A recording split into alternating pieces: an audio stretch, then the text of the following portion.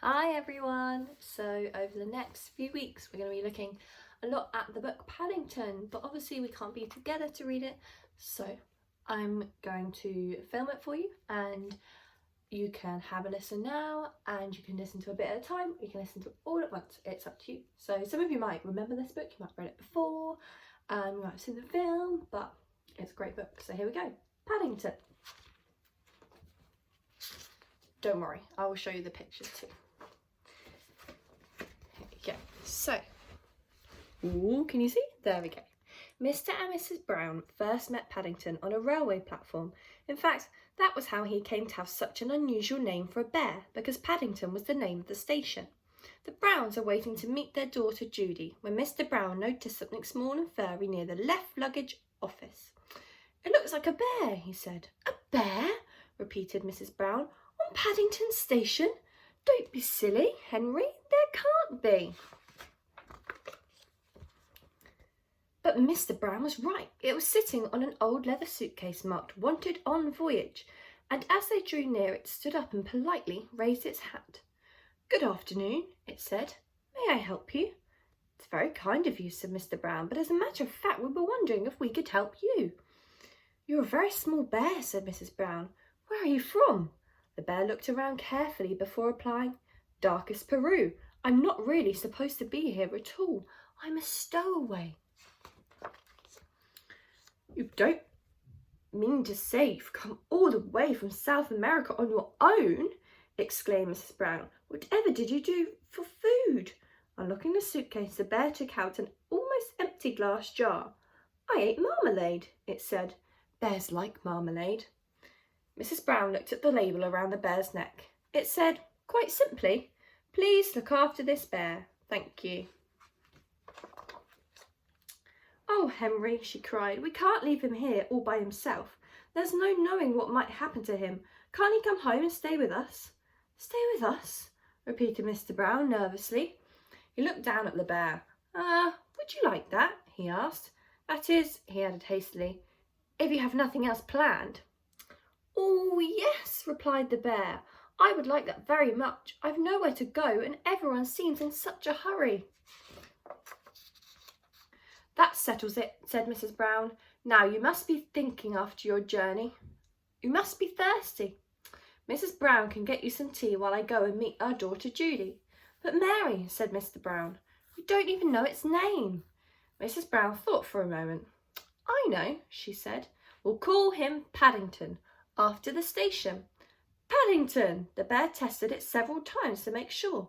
Sounds very important. Mr. Brown tried it out next. "Follow me, Paddington," he said. "I'll take you to the snack bar." Mr. Brown was as good as his word. Paddington had never seen so many snacks on one tray, and he didn't know which to try first. He was so hungry and thirsty he climbed up to the table to get a better look. Mr. Brown turned away, pretending he had tea with a bear on Paddington Station every day of his life. "Henry!" cried Miss Brown when she arrived with Judy. "What are you doing to that poor bear?" Paddington jumped up to raise his hat, and in his haste he trod on a strawberry tart, skidded on the cream, and fell over backwards into his cup of tea. "I think we'd better go before anything else happens," said Mr. Brown. Judy took hold of Paddington's paw. "Come along," she said. "We'll take you home and you can meet Mrs. Bird and my brother, Jonathan." Mr. Brown led the way to a waiting taxi.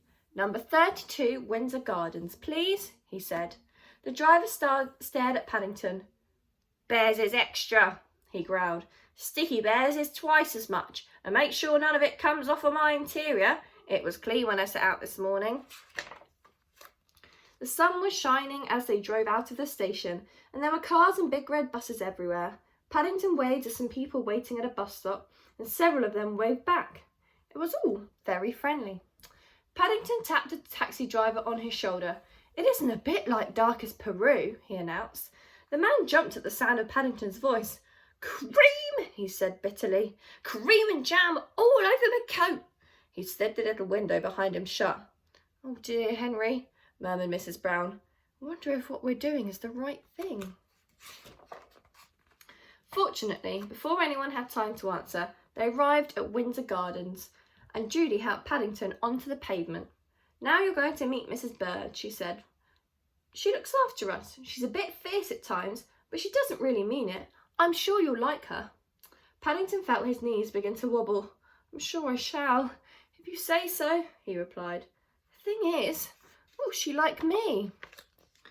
"Goodness gracious!" exclaimed Mrs. Bird. "What have you got there?" "It's not a what," said Judy. "It's a bear called Paddington, and he's coming to stay with us."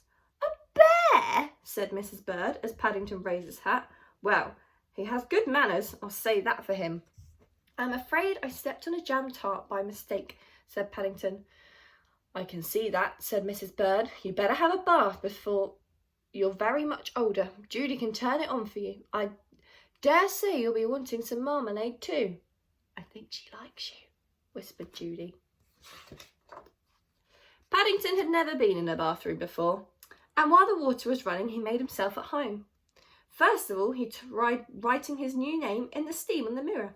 Then he used Mr. Brown's shaving foam to draw a map of Peru on the floor. It wasn't until a drip landed on his head that he remembered what he was supposed to be doing. He soon discovered that getting into a bath is one thing, but it's quite another matter getting out again, especially when it's full of soapy water. Paddington tried calling out, "Help!" at first in a quiet voice, so as not to disturb anyone. Then, very loudly, "Help! Help!" When that didn't work, he began bailing the water out with his hat, but the hat had several holes in it, and his map of Peru soon turned into a sea of foam. Suddenly, Jonathan and Judy burst into the bathroom and lifted a dripping Paddington onto the floor. "Thank goodness you're all right," cried Judy. "We heard you calling out." "Fancy making such a mess," said Jonathan admiringly. "You should have pulled the plug out." "Oh," said Paddington, "I never thought of that." When Paddington came downstairs, he looked so clean no one could possibly be cross with him. His fur was all soft and silky, his nose gleamed, and his paws had lost all traces of the jam and cream. The Browns made room for him in a small armchair, and Mrs. Bird brought him a pot of tea and a plate of hot buttered toast and marmalade. "Now," said Mrs. Brown, "you must tell us all about yourself. I'm sure you must have had lots of adventures." "I have," said Paddington earnestly. "Things are always happening to me. I'm that sort of bear." He settled back into the armchair. "I was brought up by my Aunt Lucy in darkest Peru," he began, "but she had to go into a home for retired bears in Lima." He closed his eyes thoughtfully, and a hush fell over the room as everyone waited expectantly. After a while, when nothing happened, they began to get restless. Mrs. Brown tried coughing. Then he reached across and poked Paddington. "Well, I never," he said. "I do believe he's fast asleep." "After that, all that's happened to him," said Mrs. Brown.